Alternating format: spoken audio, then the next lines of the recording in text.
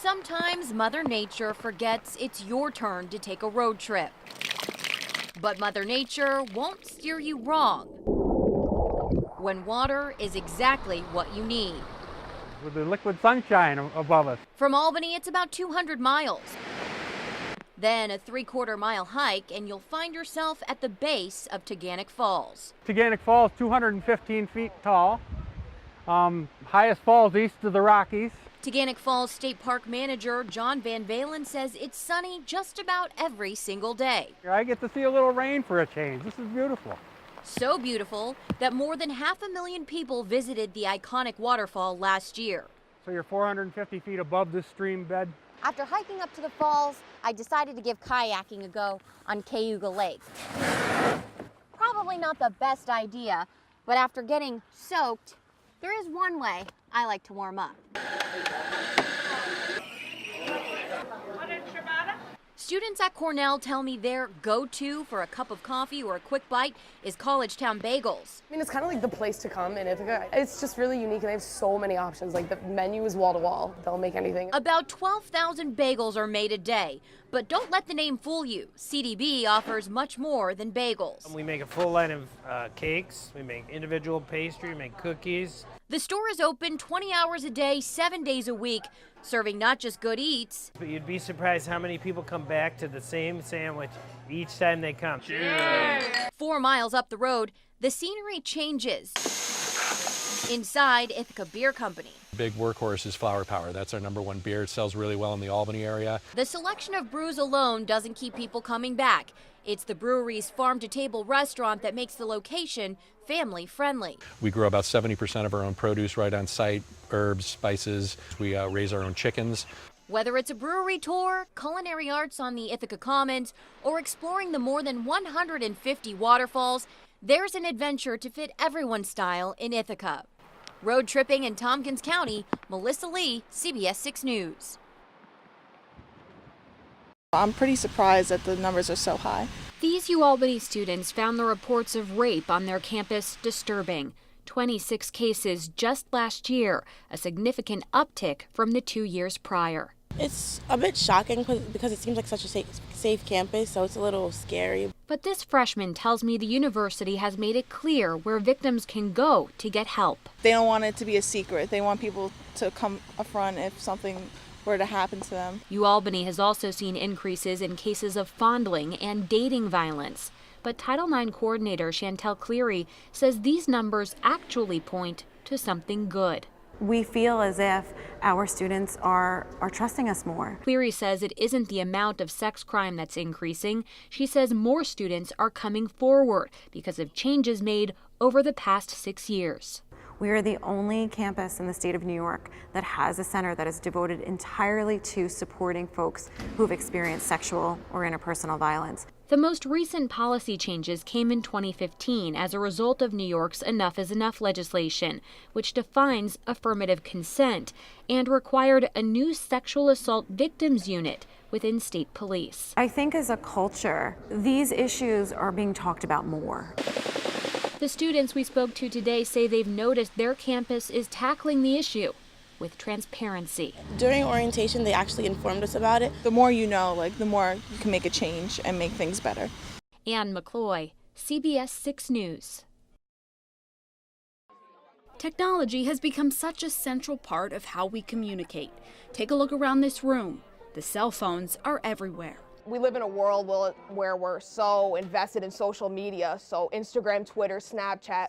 We think it's all fun and games, but behind closed doors, there's people getting bullied. Marissa Hochberg is a Siena student and part of a cyberbullying peer-to-peer prevention program.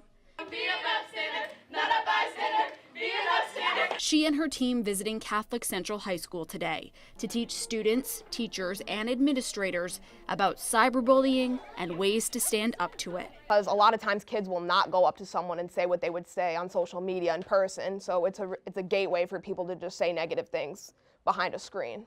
Siena has partnered with AT&T and the Tyler Clementi Foundation on this Upstander program, where trained Siena students use conversations, skits, and workshops to teach students how to speak up and notify an adult when they see cyberbullying. We also understand that cyberbullying is increasing at an alarming rate. Benjamin Roberts with AT&T says the company and the Siena Research Institute did a study on cyberbullying last year, finding that 1 in 4 students in upstate New York has been a victim. Learning the effects of cyberbullying is heartbreaking because it could really tear someone down. Tavon Lockridge is a high school freshman who went through this training today. He told us it's given him new tools to help others. I'm going to stand up for my friends. Even if they won't confront the bully, I'll do it for them. Just before 12:30 this afternoon, the Albany County Sheriff's Office says this home at 492 Font Grove Road in the town of New Scotland quickly went up in flames. Within minutes, literally seconds maybe, our members and neighbors were here. First responders found the resident, 91-year-old Nazarene Donato, along with his dog, both on fire outside the house. Crews put out the flames on them, then got to work on the home. The house, as you can see, is a complete loss.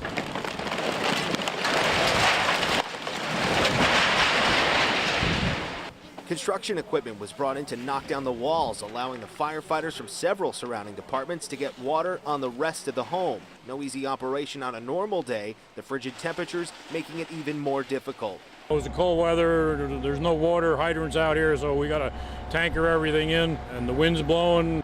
Sheriff Apple says the dog, with burns on more than 75% of its body, had to be euthanized at the Del Mar Animal Hospital.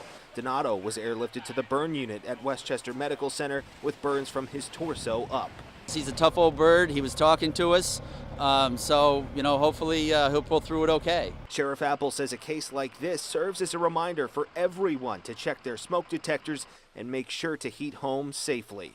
The cause of this fire is still under investigation.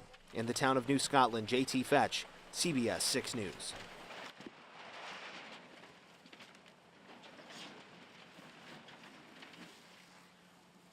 The process will take months, muscle, and extreme care. That's good, that's good. If you didn't do the story, we wouldn't be talking today.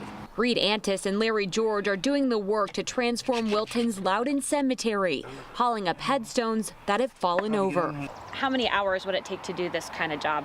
This is probably an hour and a half to 2 hours to gently straighten it out. The graves belong to some of Wilton's founding families, best known as the final resting place of Edward Bevins, a famous Revolutionary War corporal and drummer boy at the Battle of Bunker Hill. In May, CBS 6 learned the cemetery was in disrepair when a concerned citizen contacted us. We brought photos of the damage to Wilton Town Supervisor Art Johnson. Until our report, Johnson says the town wasn't aware of the problem.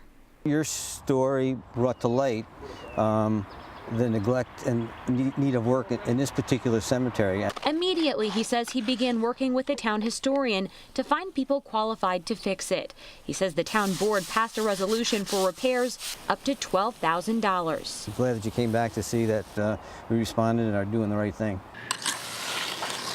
The restoration team has been at it for 4 weeks. The headstones wrapped in plastic have already been cast and will take about 28 days to dry. By the time they're done, they expect to have saved 100 to 150 headstones. The work is expected to be done by the end of August. Helping give some respect to people that are here before us, which means a lot to me. That was Ann McClure. Summer is upon us. The weather's great, and soon the kids will all be out of school. But where will they go? In Troy, the answer's not so easy. Cody Holyoke's tracking a new program, though, in the works. Cody? Well, and deep budget cuts in Troy led to some summer programs being scaled back and even to the pools being shut down. Now a number of groups are answering the call for help. This is it. A time when kids can spin, splash, and slide their way into summer. But it's also when parents get busy. When I was growing up, pools were open. You know what I mean? There was always someplace to go. Deuda Francis is a father of 8 in Troy. His hands are full, especially with city budget cuts to kids programs and no access to public pools this year. The kids in the inner city right now really don't have any place to go as it is. You're going to start to see more kids in the streets. You know, a lot of things, hopefully not too bad, but it's not going to be too good either. A number of groups are taking steps to make sure that doesn't happen, rolling out a new partnership with the city, the local Y, and Boys and Girls Clubs, setting up free 6-week-long summer programs for kids at 3 public parks, involving sports, character building, and academics. It's important because kids have nowhere else to go in the city, and it's important for them to not be left behind by lapses in funding. The Boys and Girls Club pool will even open up to kids, and corporate donations are helping feed children breakfast, lunch, and a snack so they don't go hungry. There are things that government does well and things that others do better. Troy Mayor Patrick Madden said he didn't like how the city ran summer programs before. He's hopeful this new approach pays off for the kids. It's more comprehensive, it's structured, it exposes the kids to more, it's better supervised. It's really, I think, an improvement over the pools alone. It's a step. You know, I mean, the city definitely needs to go further, you know, and try to, you know, conjure up some kind of plan to alleviate, you know, the system that's going on. Mayor Madden says he's looking at the future of the public pools and whether or not Troy needs 2 of them, also how to pay for repairs or replacements. Free summer programs go from July 10th through August 18th at Knickerbocker, Prospect, and 112th Street parks. We posted the link to the information for parents at CBS6Albany.com under web links. Greg? All right, sounds good. Thank you, Cody. Right now, it's likely. Just ask Jacob and Isabella and Dylan and Michael. They'll tell you. Being a kid is hard work. All that laughing and playing and unfiltered joy, not something you would want to do on an empty stomach. And thanks to the Schoharie County Backpack Heroes program, they don't have to.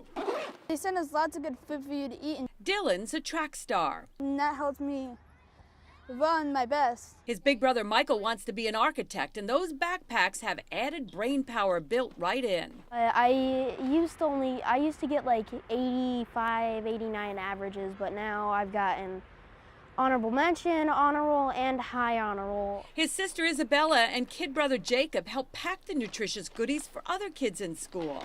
There's always either an apple or orange, and I like to find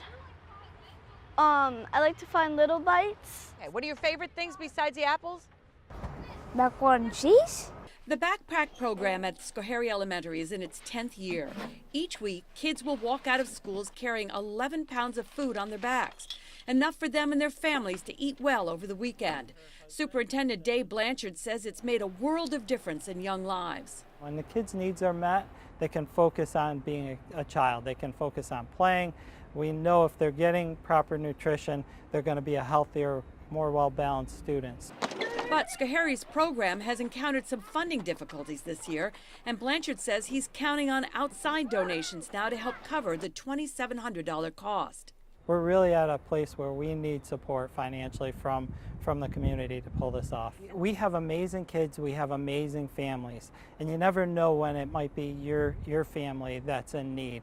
So it's more than just the right thing to do. When you think about helping a family, feeding a family, it feels good to step up to the plate and help fund the program. Because when you fill a child's stomach, you also fill a child's heart with laughter and mischief and wonder, and plenty of room left over for innocence and gratitude and thoughtfulness. I would say 1, thank you, and I've had a lot of energy lately. I've done better in baseball because I've had more energy, and really just thank you. It was really helpful for all of my family.